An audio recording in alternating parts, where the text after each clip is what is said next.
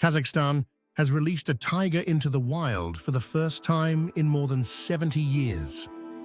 Umit, a female Amur tiger, now roams the Ile-Balkhash Reserve.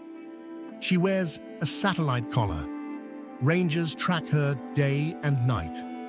The release follows more than a decade of preparation. Kazakhstan restored habitat and strengthened populations of wild prey. Bukhara deer and kulans were released into the reserve.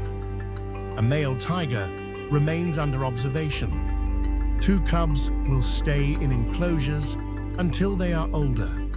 Kazakhstan hopes to establish a secure, self-sustaining tiger population in the Ili River Delta.